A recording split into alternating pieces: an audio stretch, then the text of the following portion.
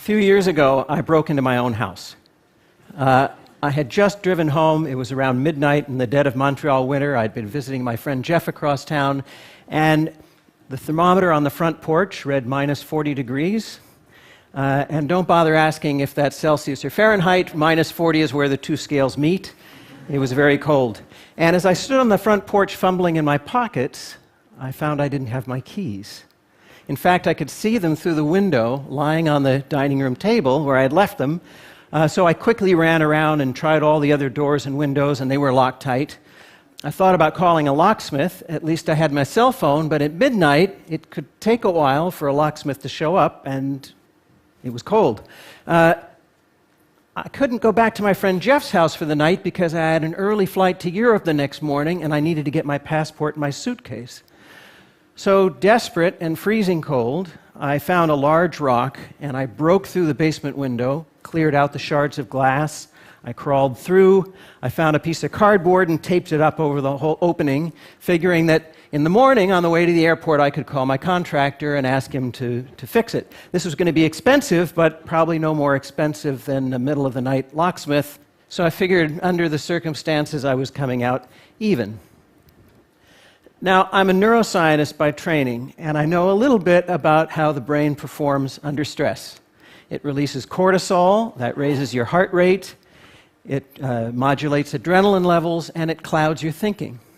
So the next morning, when I woke up on too little sleep, worrying about the hole in the window and the mental note that I had to call my contractor and the freezing temperatures and the meetings I had upcoming in Europe, and with all the cortisol in my brain, my thinking was cloudy, but I didn't know it was cloudy because my thinking was cloudy. And it wasn't until I got to the airport check-in counter that I realized I didn't have my passport. So I raced home in the snow and ice, 40 minutes, got my passport, raced back to the airport. I made it just in time, but they had given away my seat to someone else, so I got stuck in the back of the plane next to the bathrooms in a seat that wouldn't recline on an 8-hour flight. Well, I had a lot of time to think during those 8 hours of no sleep. And I started wondering, are there things that I can do, systems that I can put into place that'll prevent bad things from happening? Or at least if bad things happen, will minimize the likelihood of it being a total catastrophe. So I started thinking about that, but my thoughts didn't crystallize until about a month later. I was having dinner with my colleague Danny Kahneman, the Nobel Prize winner, and I somewhat embarrassedly told him about having broken my window and forgot my passport. And Danny shared with me that he'd been practicing something called prospective hindsight.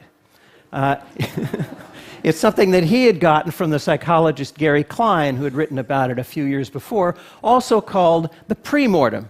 Now, you all know what the post-mortem is. Whenever there's a disaster, a team of experts come in and they try to figure out what went wrong, right? Well, in the pre-mortem, Danny explained, you look ahead and you try to figure out all the things that could go wrong, and then you try to figure out what you can do to prevent those things from happening or to minimize the damage. So what I want to talk to you about today are some of the things we can do in the form of a pre-mortem. Some of them are obvious, some of them are not so obvious. I'll start with the obvious ones. Around the home, designate a place for things that are easily lost. Now, this sounds like common sense, and it is, but there's a lot of science to back this up based on the way our spatial memory works. There's a structure in the brain called the hippocampus that evolved over tens of thousands of years to keep track of the locations of important things. Where the well is, where fish can be found, that stand of fruit trees, where the friendly and enemy tribes live. The hippocampus is the part of the brain that in London taxicab drivers becomes enlarged. It's the part of the brain that allows squirrels to find their nuts. And if you're wondering, somebody actually did the experiment where they cut off the olfactory sense of the squirrels, and they could still find their nuts. They weren't using smell, they were using the hippocampus, this exquisitely evolved mechanism in the brain for finding things. But it's really good for things that don't move around much, not so good for things that move around. So this is why we lose car keys and reading glasses and passports. So in the home, designate a spot for your keys, a hook by the door, maybe a decorative bowl, for your passport, a particular drawer, for your reading glasses, a particular table. If you designate a spot and you're scrupulous about it, your things will always be there when you look for them. What about travel? Take a cell phone picture of your credit cards, your driver's license, your passport. Mail it to yourself so it's in the cloud. If these things are lost or stolen, you can facilitate replacement. Now, these are some rather obvious things. Remember, when you're under stress, the brain releases cortisol. Cortisol is toxic, and it causes cloudy thinking. So part of the practice of the premortem is to recognize that under stress, you're not going to be at your best, and you should put systems in place. And there's perhaps no more stressful a situation than when you're confronted with a medical decision to make. And at some point, all of us are going to be in that position where we have to make a very important decision about the future of our medical care or that of a loved one to help them with the decision. And so I want to talk about that. And I'm going to talk about a very particular medical condition, but this stands as a proxy for all kinds of medical decision-making, and indeed for financial decision-making and social decision-making, any kind of decision you have to make that would benefit from a rational assessment of the facts. So, suppose you go to your doctor and the doctor says, I just got your lab work back. Your cholesterol is a little high. Now, you all know that high cholesterol is associated with an increased risk of cardiovascular disease, heart attack, stroke. And so you're thinking having high cholesterol isn't the best thing. And so the doctor says, I'd like to give you a drug that'll help you lower your cholesterol, a statin.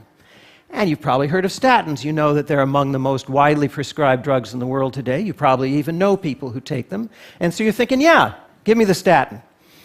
But there's a question you should ask at this point, a statistic you should ask for that most doctors don't like talking about, and pharmaceutical companies like talking about even less. It's for the number needed to treat. Now, what is this, the NNT? It's the number of people that need to take a drug or undergo a surgery or any medical procedure before one person is helped. And you're thinking, what kind of crazy statistic is that? The number should be 1. My doctor wouldn't prescribe something to me if it's not going to help. But actually, medical practice doesn't work that way. And it's not the doctor's fault. If anybody's fault, it's the fault of scientists like me. We haven't figured out the underlying mechanisms well enough. But GlaxoSmithKline estimates that 90% of the drugs work in only 30 to 50% of the people. So the number needed to treat for the most widely prescribed statin, what do you suppose it is? How many people have to take it before one person's helped? 300. This is according to research by research practitioners Jerome Groopman and Pamela Hartzband, independently confirmed by Bloomberg.com. I ran through the numbers myself. 300 people have to take the drug for a year before one heart attack, stroke, or other adverse event is prevented. Now, you're probably thinking, well, okay, 1 in 300 chance of lowering my cholesterol. Why not, doc? Give me the prescription anyway. But you should ask at this point for another statistic, and that is, tell me about the side effects, right? So for this particular drug, the side effects occur in 5% of the patients. And they include terrible things, debilitating muscle and joint pain, gastrointestinal distress. But now you're thinking, well, 5%, not very likely it's going to happen to me. I'll still take the drug. But wait a minute. Remember, under stress, we're not thinking clearly. So think about how you're going to work through this ahead of time so you don't have to manufacture the chain of reasoning on the spot. 300 people take the drug, right? One person's helped. 5% of those 300 have side effects. That's 15 people. You're 15 times more likely to be harmed by the drug than you are to be helped by the drug. Now, I'm not saying whether you should take the statin or not. I'm just saying you should have this conversation with your doctor. Medical ethics requires it. It's part of the principle of informed consent. You have the right to have access to this kind of information to begin the conversation about whether you want to take the risks or not.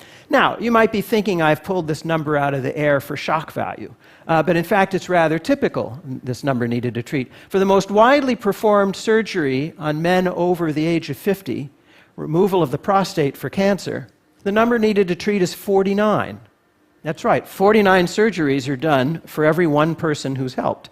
And the side effects in that case occur in 50% of the patients.